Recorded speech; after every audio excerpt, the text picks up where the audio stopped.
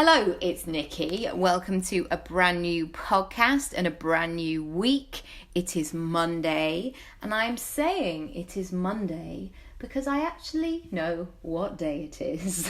When that moment occurs, I'm going to lean into that and spread that magic. It is Monday, peeps, because if you're like me, you may spend 57 times per day asking those around you or those you speak to what day it is, because it's really weird at the moment, isn't it? It's really weird not knowing what's going on and trying to find a new rhythm and a new normal and all of that. So I'm so grateful for you spending some time with me today.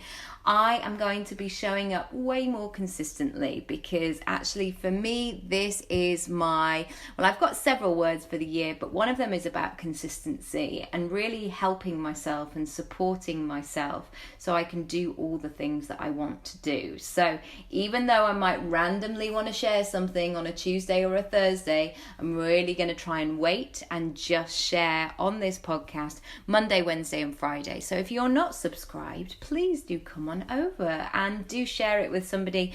As you can see, there are hundreds actually. I was going to say that sounds like I'm exaggerating. No, there are actually about 350 episodes, maybe 400. I don't know where we are. Okay, I need to look at that. But there's plenty of episodes to get your teeth into, so please do enjoy that.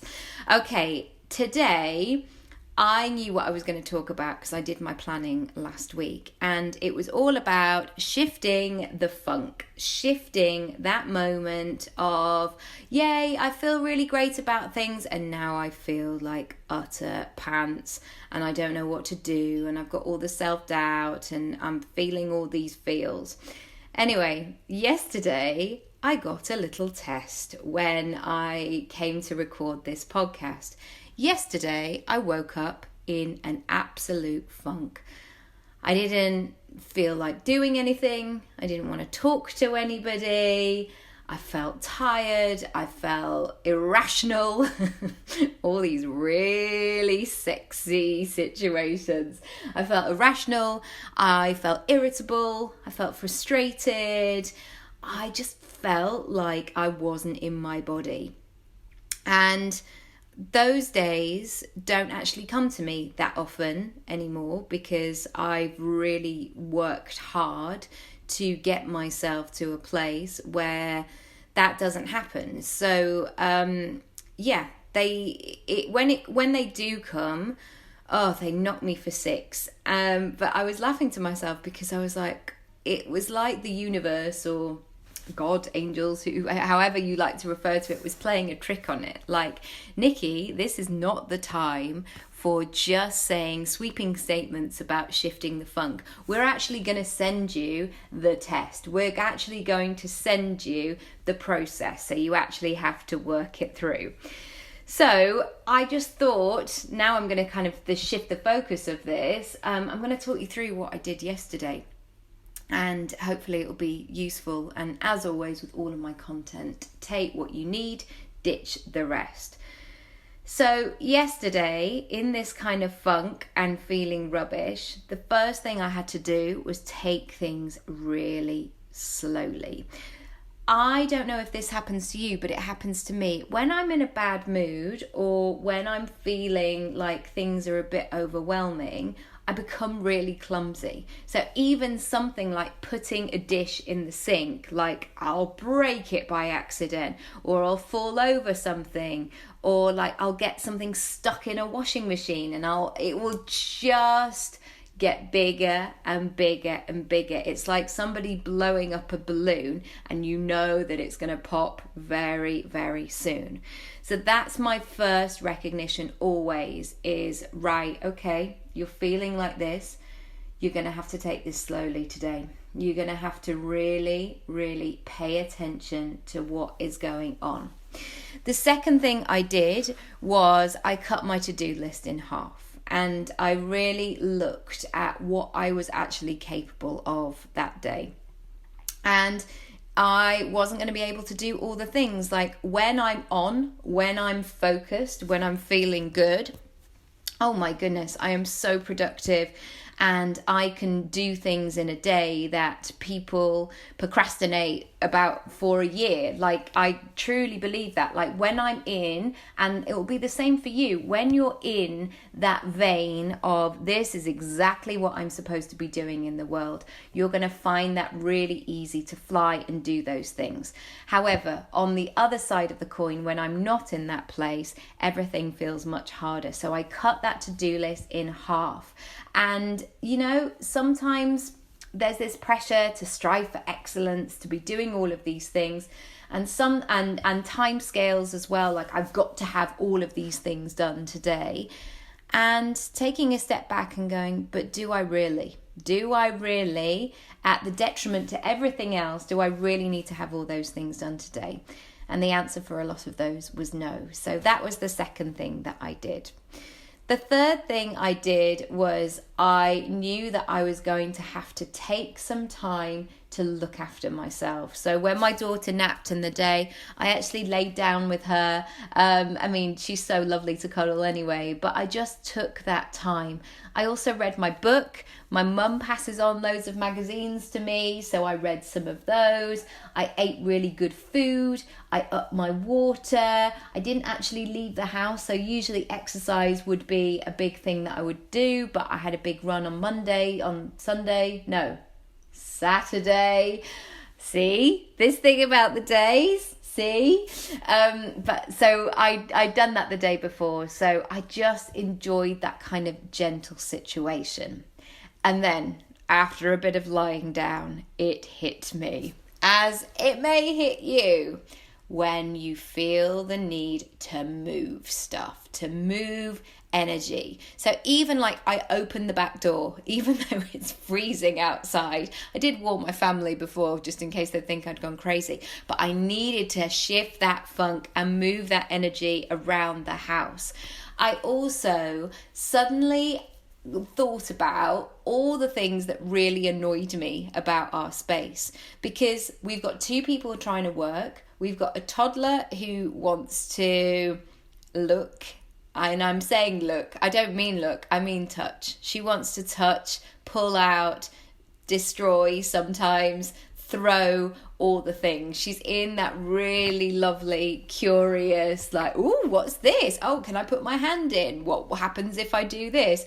Which is really sweet to witness, but it's quite hectic following around and making sure that she's safe and that she's also having a nice time. But yeah, that's quite hectic. And also we're homeschooling our 5-year-old. So what was like our space before Christmas is quite a different space now of all the components that we needed to have. So I started there, like, what is really annoying me about this space? And usually it's a lot of clutter. It's a lot of things. And I don't know about you, but even though I cleared all the Christmas stuff up, there's dregs of it. There's the odd decoration here. There's something over here. There's a Christmas card that's falling down the back of the thing. It never, ever goes. So I said to Matt, right, can we move this piece of furniture? Can we do that? Can we make a decision that this is where this particular category lives? I also, and of course he was just like, yeah, oh yeah, okay, fine. Oh, you want to do it now? You want to do it now? I'm laughing to myself because I can see that look on his face, and maybe you've seen looks on your family's face or your friend's face when they're like, oh, okay, she's serious. She needs it immediately. Right? Okay, yep. Fine. All I need to do is just support her in this scenario. But I know what that's like. I see it in other people sometimes of like, oh, this is an idea you want to bring now, isn't it? This is not something for later. So that's what happened there. The other thing I wanted to really recognize was about my workspace. And these Pinterest desks of like a fanning of 4 notebooks here, and like a set of pens here, and, you know, some kind of coaster plant situation. I have come to the conclusion at nearly 40 years old that I don't want anything on my desk apart from something to write with and a laptop and maybe my phone. and maybe a drink. Okay, it's not as minimalist as I thought. But these things, these decorative things, no. So I actually got a shelf thing that I've now put behind my desk. That's where all the decorative stuff can go. Like, that's where it can go. Oh, sorry, I'm banging my tea. That's where that can go. I'm looking at it. I've got some nice pictures on there. I've got a deck of cards. I've got some magazines. I've got my favourite books and some artwork from my kids. Yeah, that's fine. But in terms of my desk, I want it clear. So what I did was I've created a space in a cupboard, like a laptop space, where my laptop and the things that I use on a day-to-day basis can go away at the end of the day. So all of these things are serving me in terms of becoming the woman I want to be. I mean, that is a big statement, isn't it? But that is what I was checking in with every step of the way. And this could be something really useful for you to notice this week. Are your actions, your attitudes, your way of showing up, your care and worth for yourself, are they in the support of the woman that you want to be? Are they taking you closer to that? And I realized that yesterday, being in that funk, I could have so easily stayed in victim mode all day. Easily. And sometimes there is a time and place for that. And sometimes you need to, it's almost like a washing machine cycle. Like you need the whole cycle to go through and, it's done and dusted. But that wasn't what it wasn't going to be for me yesterday, as in it wasn't going to be in what am I trying to say? It wasn't in support of the woman that I wanted to be, because I knew that if I didn't shift it, it would creep into Monday, Tuesday, next Saturday, when it's like, oh yeah, last weekend I was feeling like this. So I want you to pay attention this week. On Wednesday, I'm going to be talking about limiting beliefs and some things that you might recognize again and again. And ultimately, I know that there are bigger things going on in the world right now, of course.